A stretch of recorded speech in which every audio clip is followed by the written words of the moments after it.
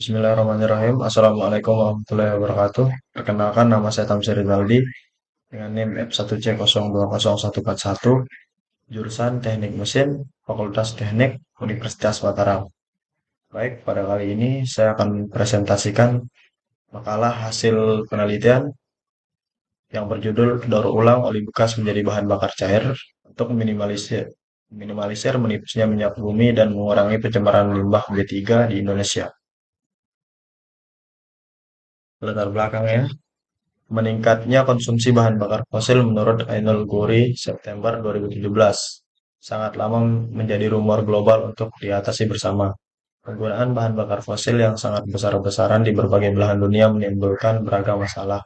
Antara lain persediaan bahan bakar fosil semakin menipis dan berujung krisis akan energi.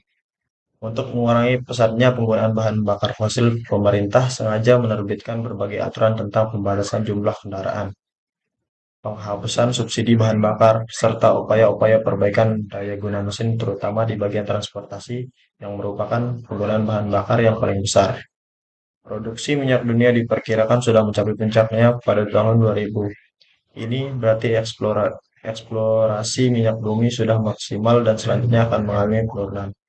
Ini akan menyebabkan pada masa 20 tahun produksi minyak dunia akan kembali seperti pada tahun 1980-an. Di lain pihak, ketergantungan terhadap minyak bumi pada waktu yang bersamaan akan terus meningkat akibat pertambahan penduduk dan kegiatan industri dan pembangunan. Subarta dan kawan-kawan 2015. Apalagi dengan perkembangan teknologi di Indonesia terutama di bidang permesinan ini membuat penggunaan minyak lumas juga yang semakin meningkat tiap tahunnya. Di negara kita, khususnya di Indonesia, sepeda motor merupakan salah satu alat transportasi yang paling banyak digunakan oleh masyarakat untuk kegiatan sehari-harinya. Minyak pelumas adalah salah satu komponen terpenting yang berfungsi sebagai pelumas yang ada dalam sebuah mesin. Maka minyak pelumas yang dihasilkan juga akan semakin meningkat. Limbah dari minyak pelumas termasuk ke dalam limbah B3 yang perlu mendapatkan penanganan khusus. Selanjutnya rumusan masalahnya. Dari pembahasan latar belakang di atas yang akan diteliti tentang bagaimana cara melakukan pemboran untuk memanfaatkan limbah oli bekas B3, kembali dengan mendaur ulang oli bekas menjadi bahan bakar cair untuk menghemat penggunaan bahan bakar minyak yang diambil secara terus-menerus. Dan tujuannya, adapun tujuan yang ingin dicapai dalam penelitian ini adalah mengurangi pencemaran limbah B3 khususnya di Indonesia dan untuk menghemat penggunaan bahan bakar minyak agar meminimalisir pengambilan minyak bumi secara terus-menerus. Dasar teori. Limbah oli bekas B3.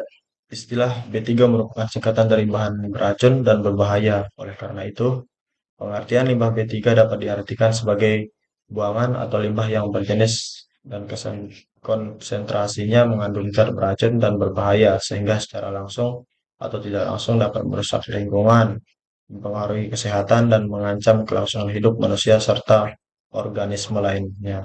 Berdasarkan sumbernya, limbah B3 diklasifikasikan menjadi tiga jenis, yaitu limbah B3 dari sumber yang tidak spesifik. Limbah ini tidak berasal dari proses utama, tapi dari kegiatan pemeliharaan alat, menghentikan korosi, kerak, pembersihan, pengemasan, dan lain-lain. Limbah B3 dari sumber spesifik. Limbah ini berasal dari proses industri, kegiatan utama.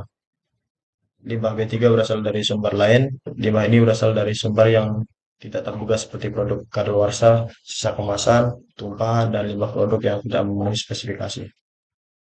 Selanjutnya, bahan bakar cair. Bahan bakar cair adalah bahan bakar di mana molekul bergerak lebih bebas daripada bahan bakar padat dan strukturnya kurang padat. Bensin atau gasolin atau sering juga disebut premium, minyak solar, minyak tanah adalah contoh bahan bakar cair. Bahan bakar cair yang bisa digunakan dalam industri, transportasi, dan rumah tangga adalah minyak solengan, minyak pelumas, atau oli merupakan cairan dengan viskositas tinggi yang digunakan sebagai pelicin, pelindung, dan pembersihan bagian dalam mesin.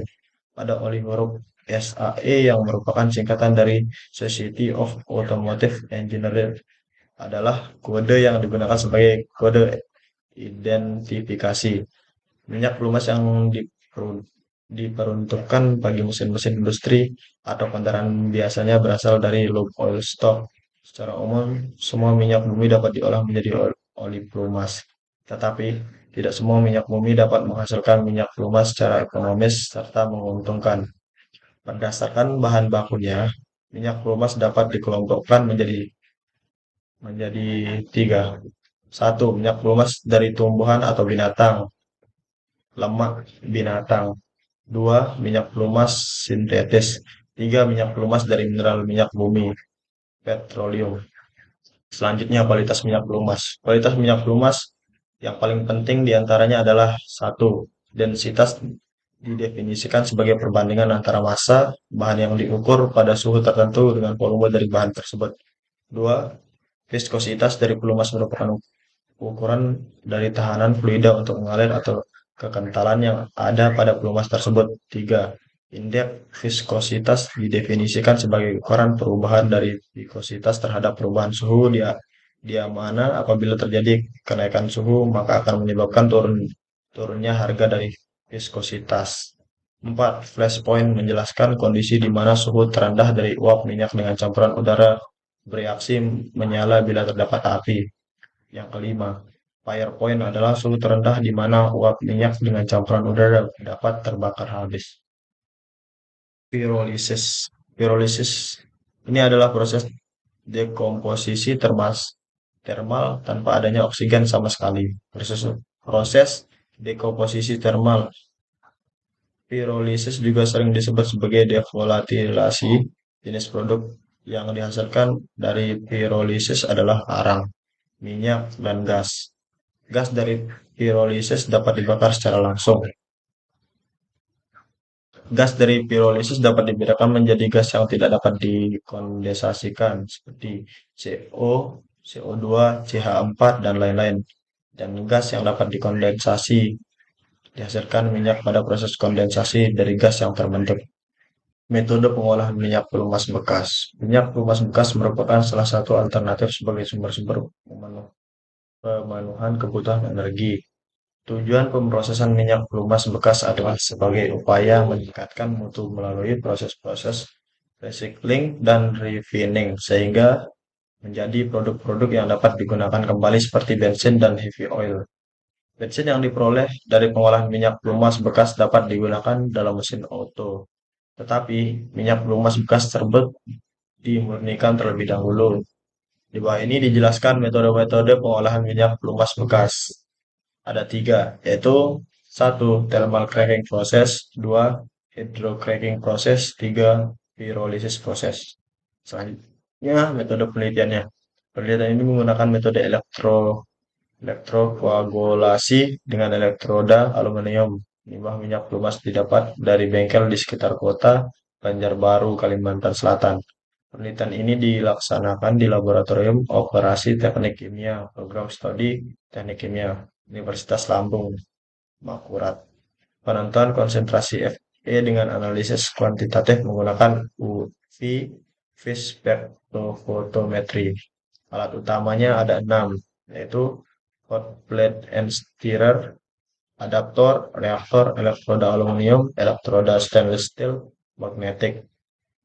Dan bahan utamanya yang digunakan dalam penelitian ini adalah limbah minyak pelumas yang mengandung Fe diperoleh dari bengkel yang berada di Kota Banjarbaru, Kalimantan Selatan, serta elektroda aluminium dan stainless steel dengan ukuran 100 mm dikali 25 mm dikali 0,5 mm,